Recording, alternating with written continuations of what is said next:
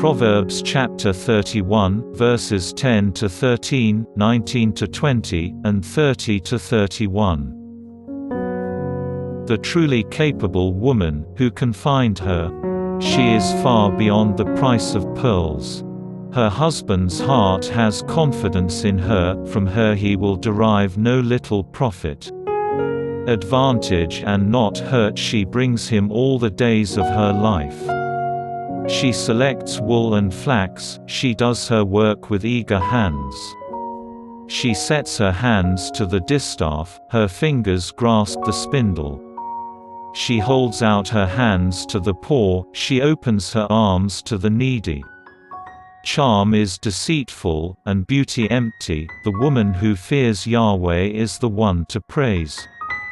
Give her a share in what her hands have worked for, and let her works tell her praises at the city gates. Psalms chapter 128, verses 1 to 2, 3, and 4 to 5. How blessed are all who fear Yahweh, who walk in his ways. Your own labors will yield you a living, happy and prosperous will you be.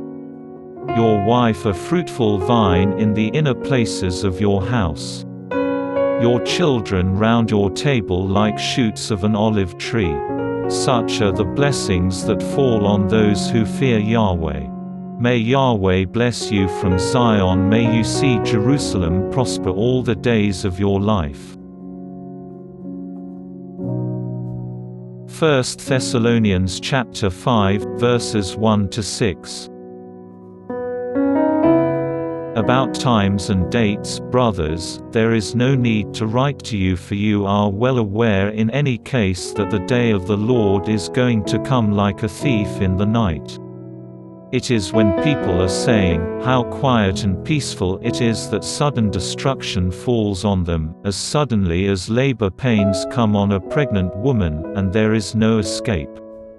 But you, brothers, do not live in the dark, that the day should take you unawares like a thief. No, you are all children of light and children of the day. We do not belong to the night or to darkness, so we should not go on sleeping, as everyone else does, but stay wide awake and sober. Gospel of Matthew chapter 25, verses 14 to 30. It is like a man about to go abroad who summoned his servants and entrusted his property to them. To one he gave 5 talents, to another 2, to a third 1, each in proportion to his ability. Then he set out on his journey. The man who had received the 5 talents promptly went and traded with them and made 5 more. The man who had received 2 made 2 more in the same way. But the man who had received 1 went off and dug a hole in the ground and hid his master's money.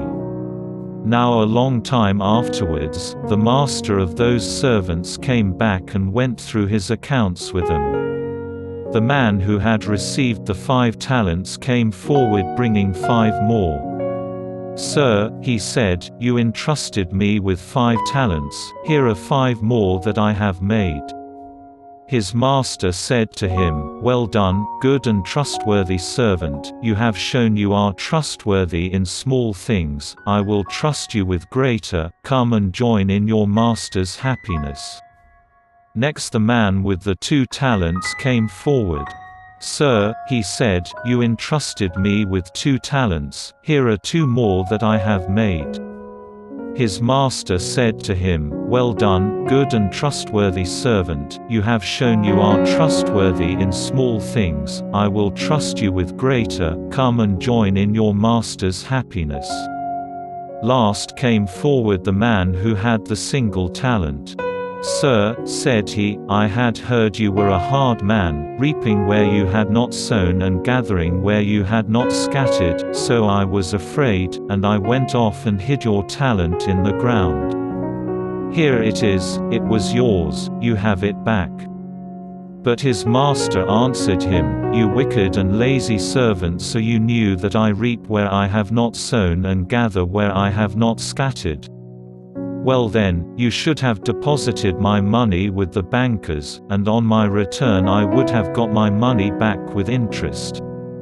So now, take the talent from him and give it to the man who has the 10 talents. For to everyone who has will be given more, and he will have more than enough, but anyone who has not will be deprived even of what he has. As for this good-for-nothing servant, throw him into the darkness outside, where there will be weeping and grinding of teeth. The Gospel of the Lord.